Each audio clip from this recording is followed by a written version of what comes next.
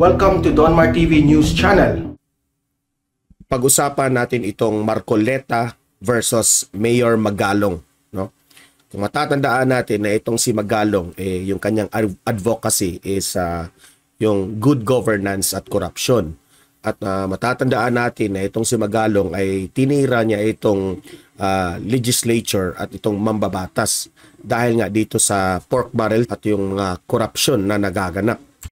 So pumalag itong si Rodante Marcoleta na do not point fingers, no?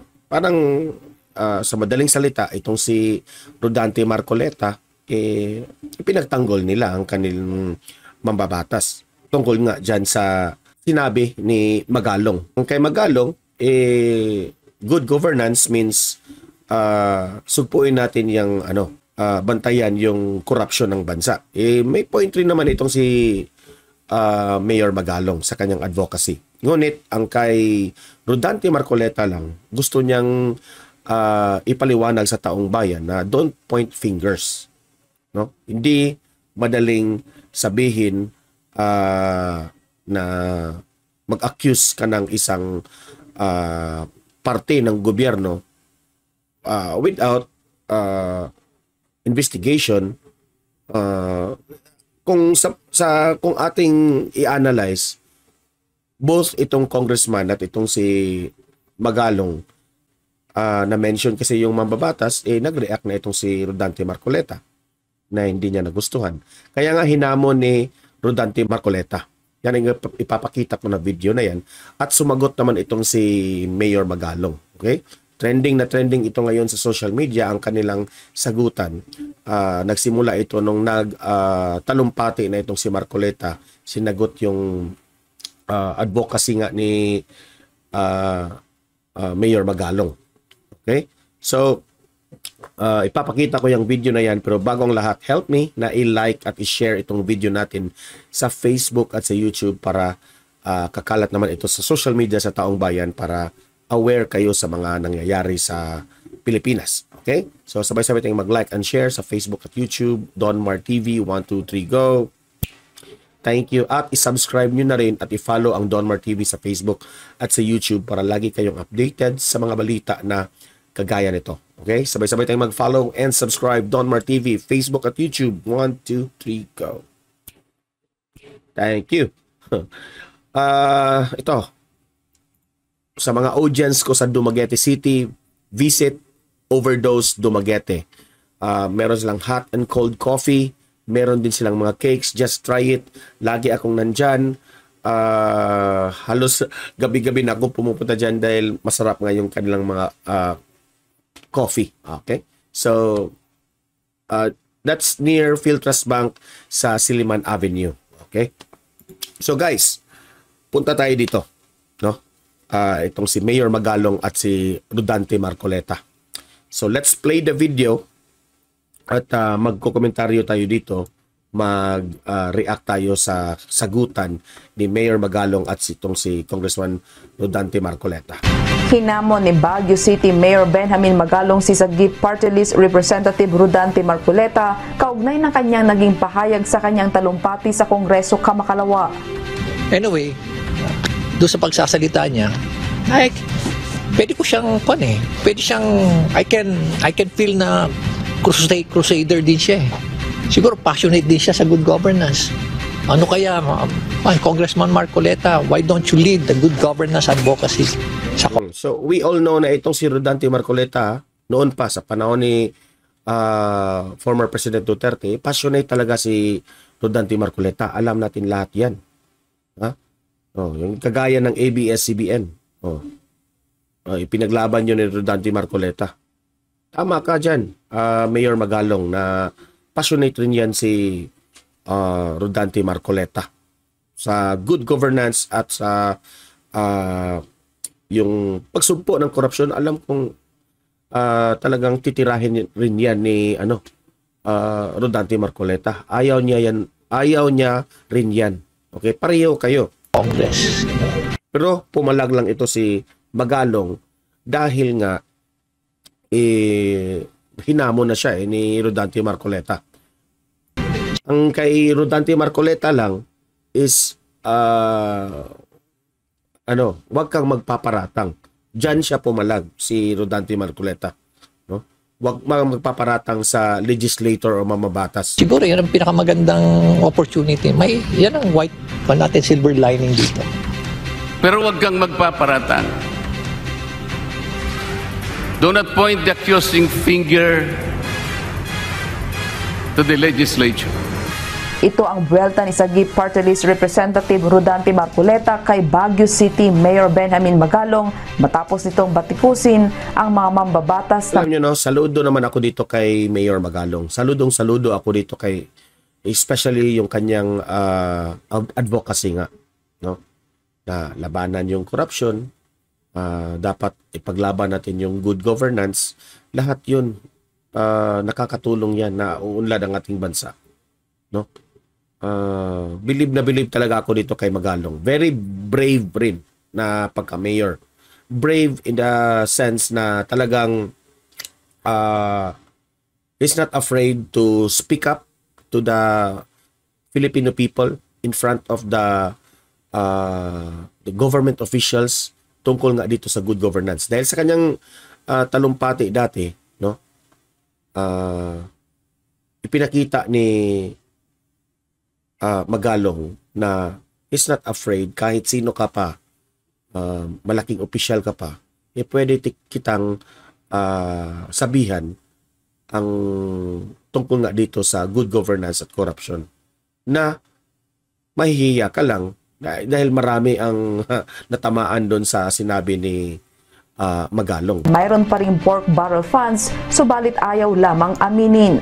Ang pagbatikos ay ginawa ni Magalong sa naganap na flag raising ceremony sa Camp Crame noong July 3, kung saan pinuna nito ang plano ng kanyang naganap na talumpati sa Camp Crame, nag-trending yun. Kamara na pagbayarin ng kontribusyon ang mga military at uniform personnel para sa kanilang pension at hindi nakunin ang malaking pondo sa kaban ng yaman.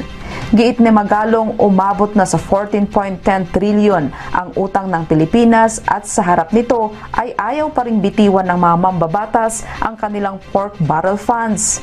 Hamon ni Marcoleta sa alkalde na kung nagmamagaling ito ay mainam na mauna siyang i-give up ang kanyang natatanggap na pension, gayon din ang 2 million pesos na confidential fund na nakukuha nito.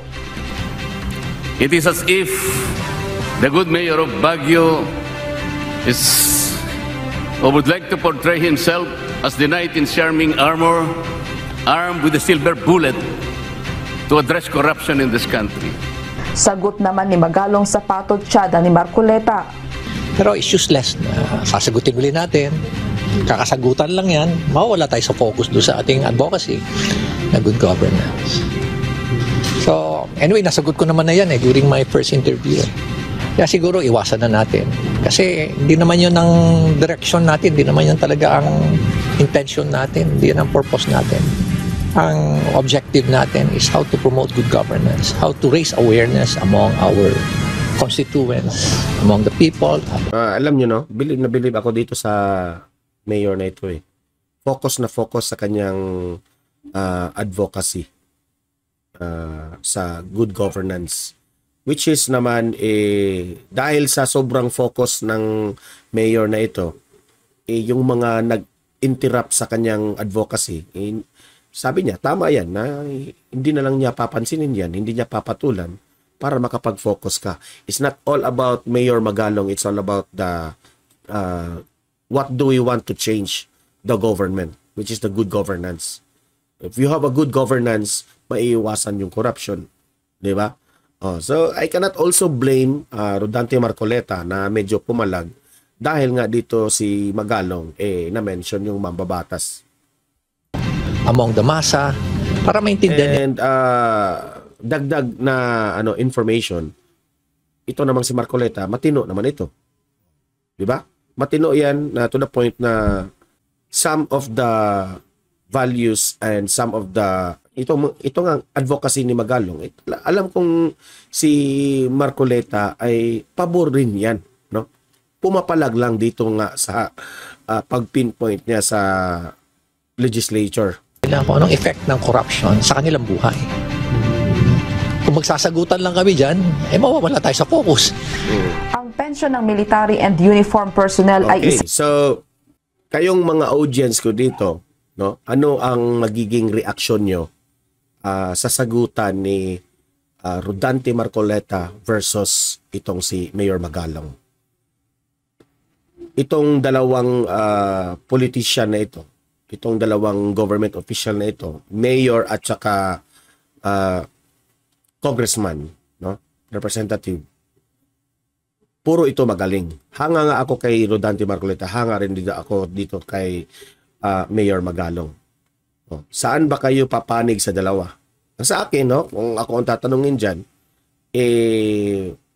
papanig ako sa dalawa. Sa gitna lang ako. Dahil si Magalong may point. Si Rodante Marcoleta rin may point. Yan. Alam natin, no? Hindi natin maiiwasan yan.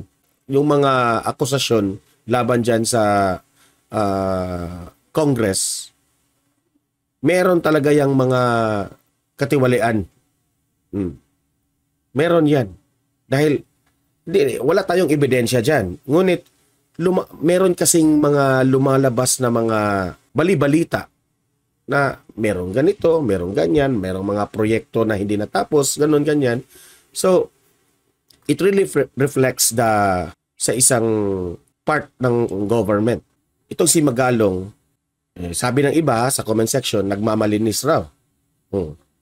So, see to it lang na itong si Mayor Magalong, talagang walang katiwalian na background sa kanyang being a politician.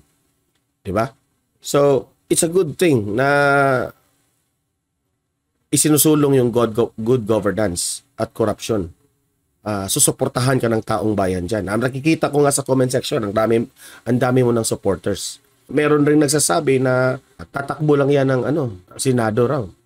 Tatakbo yan. I hope itong si Mayor Magalong, consistent ka sa iyong mga sinasabi. Okay? So, comment, react, anong masasabi nyo dito? Pag-usapan natin yan sa comment section. Okay? Like and share Donmar TV para lagi kayong updated sa mga balita na kagaya nito. Subscribe, follow Donmar TV rin para always kayong updated rin sa galawan ng ating pampolitiko. Okay? So guys, see you in my next video. Have a great day. God bless inyong lahat.